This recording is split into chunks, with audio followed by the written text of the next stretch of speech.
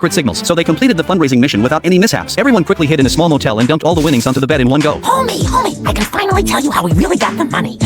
Homer had been kidnapped by the casino's men. They issued an ultimatum. If they wanted Homer back safe and sound, they had to return every single penny they'd won. How did all this happen? It turned out Homer had been lounging at home, drinking comfortably. But Bart and Lisa, worried sick about Marge staying out so late, had let the cat out of the bag about the money-raising plan in a moment of panic. So Homer grabbed a photo of Marge, stormed into the casino, and started searching for her everywhere. In the end, he became the only casualty of the card-counting scheme. Desperate to save Homer, Marge rushed to the Reverend for help, but the Reverend told her the money had already been paid to the construction crew, who were surprisingly efficient. The church renovation project was already underway. Returning the money was clearly impossible. Why can't I just remember which cards have been played? I can't take any more of this guy. Get the vice! I knew you had a bite. I knew it.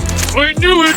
I knew it. The townsfolk gathered outside the church to brainstorm a solution. Someone joked that a fair-weather believer like Homer deserved a taste of hardship, but Marge refused to believe God could be so cruel. She turned around, walked back into the casino, knelt down, and prayed devoutly. This impromptu performance art not only drew a crowd of onlookers inside the casino, but also lured passers-by from outside to swarm in and watch the spectacle. Seeing this, the casino manager had no choice but to order Homer's release and ban them from ever setting foot in the casino again. No deal! Lee went to an expert for appraisal. The expert said these were wartime leftover bayonets, and if he could find a weapons enthusiast, he could sell them for $500. This time, Nick made a net profit of $300. Homer was sitting in front of the TV when he immediately saw this as a golden opportunity to get rich. He told Marge that he also wanted to take part in the storage unit treasure hunting auction. When the Simpson family arrived at the storage facility, they found that quite a few people had already gathered at the auction site. The starting bid for the storage unit was $50. Apu bid $100. The chief raised it directly to $200. 50, do I hear? Yeah!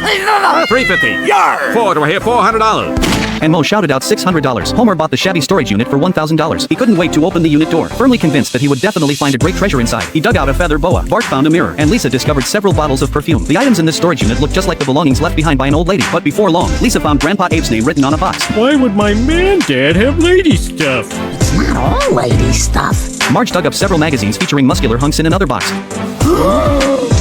I think your dad might be gay.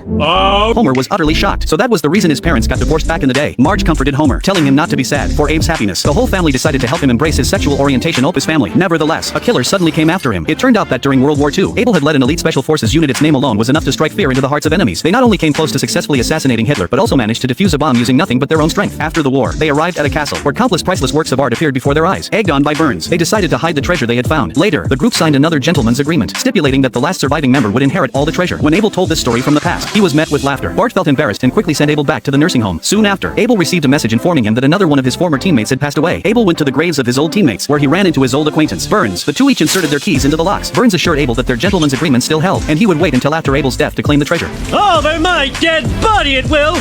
That's exactly the point.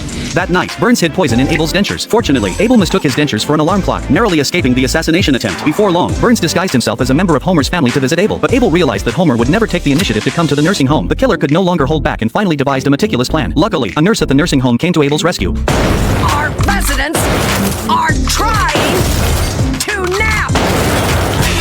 However, Abel's family refused to believe him. Only Lisa trusted his story. With no extra room at home, Abel had to share a room with